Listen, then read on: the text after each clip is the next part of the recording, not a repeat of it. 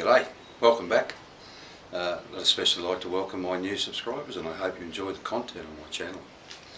If you missed the last episode about trying to quiet things down here, there's a link up there now, you can watch that first. Now, reading through all the comments from that last one, there seems to be this theme of replace the motors. Well, that's not going to happen, because I just really can't afford to be just pulling out what I see as a perfectly serviceable motor and replacing it. I also don't see the motors as the major issue here. Now, they do make a bit of noise and you can hear them out of the gate, but you know, it's not the real issue. The real issue is mainly the noise comes out of that mill when I'm chewing into things. But I'm not quite prepared to give up on trying to shut these motors up yet, and I've done a lot of research on it. Read lots of articles, looked into all sorts of stuff, and it appears to me that the best stuff for shutting things up is actually cotton. Now, after searching really hard yesterday on Lazada here, where I buy all my stuff online, I managed to find some of that dimpled stuff you normally see in foam for quietening rooms down, made it out of cotton. So I've ordered some of that, and when that gets here, I'm going to revisit trying to quieten the motor on the lathe there. We'll see how that goes. Now, this probably won't be a very long video, because it's not what I intended to make as my next video, but like I said, I'm not quite prepared to give up on these motors yet, and I'm definitely not going to replace them. So follow me over to the lathe and we'll get started on that. Alrighty, so this stuff has just arrived, and to be perfectly honest with you, I'm not sure that it's what they claim it is. This looks to me to be just a plastic foam. They claimed it was cotton, but truly just looks like plastic foam. Now, that could create a few problems in that I bought this spray adhesive to try and make it a bit easier to install this stuff up in here and on the back side of that cupboard. And also I have this, which is the back off our old washing machine. I'm going to cut that up, use it in here, and I'll glue some to the back of this and then screw it around here. To install it in the back here, I'm going to throw the timber back on and just scribe some lines so I know where the edges of these things are, and then cut a piece and just glue it on so that when I put the cover back on, it'll just sit in there. But that's where I'm at, so that's what I'm going to do. Alrighty, so this stuff actually says on here that it's suitable for plastics and foam and doesn't eat this stuff, so regardless of what it is, it's working out okay.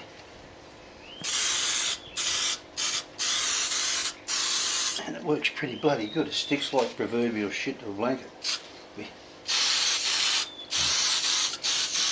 Doesn't take long to flash off, but you've got to be really careful that you don't touch it while you're trying to fit it.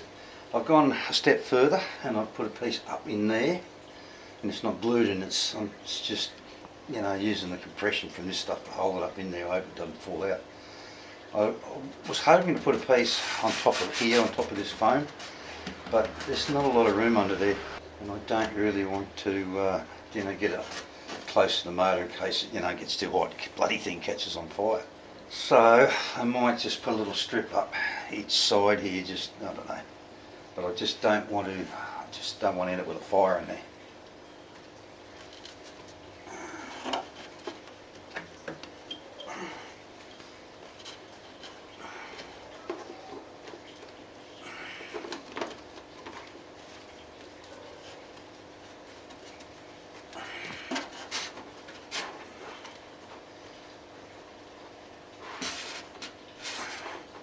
In a nutshell, there'll be a lot more of this in there than there was.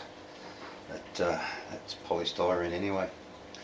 Now I'll move the camera around a bit. I've also fitted a bit up in here. I've had to chop some of it out to give some clearance of this pulley here. And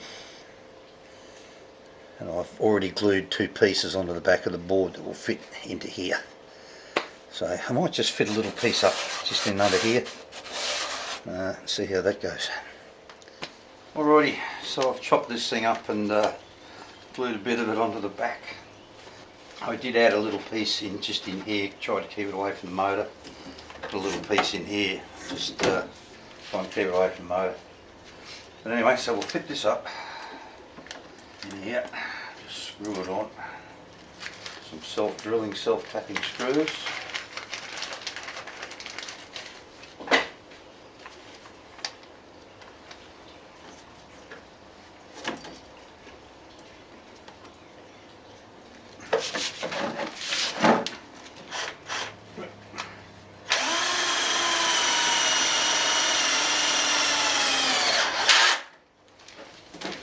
I'm hoping that this stuff is porous enough for the motor to draw some air through that, so it'll be acting as a filter as well, I guess.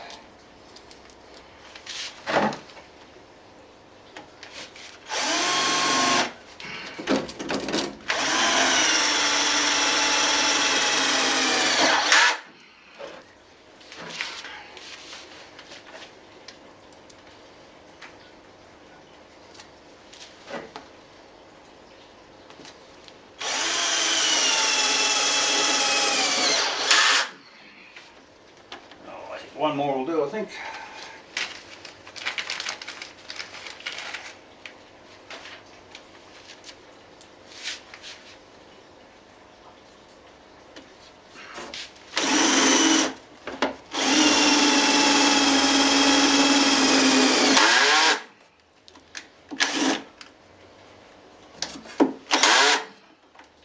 What's going on there? Oh, well, as tight as that wants to do it. Alright, so we'll whack some screws in the back here. I've glued two pieces on here, so they'll just fit in there. Relieved it a bit to keep it away from the belt.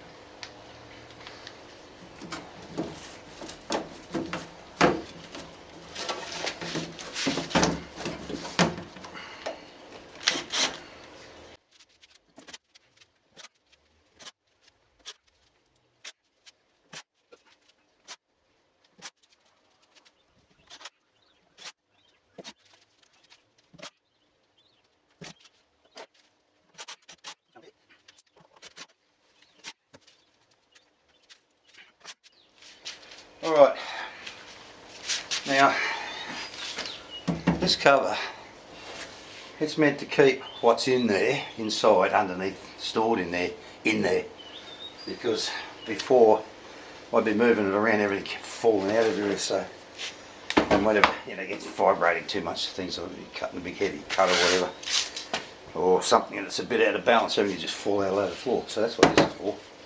Anyway, it's the moment of truth. So I'll turn this around, I'll plug it in, set up the decibel meter, and we'll check it out.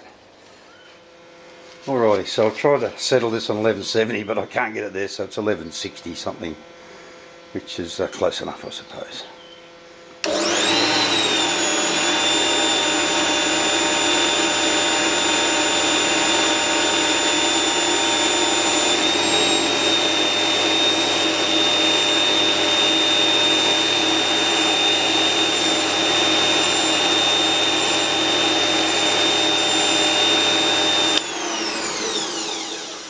What would you say if I said that's absolutely no different? It's still 80 decibels. Anyway, so that was a nothing ventured, nothing gained kind of effort, wasn't it? So that just puts paid to whether this sound dampening stuff is actually worth a knob of goat shit or not, I suppose, isn't it? Anyway, so now it'll be all down to what I'm currently also working on, and I'll give you a little sneak peek here. They are doors, but that's all I'm going to show you. So I think that just about brings this video to a close, I suppose, because that's my last ditch effort to shut this thing up. But thanks for watching. I hope you got something out of that, because I did. What I got out of it was this stuff's just bloody useless. But anyway, so no more talk about replacing motors, because I'm not going to do it. So once again, thanks for watching, and I'll see you next time. Bye bye.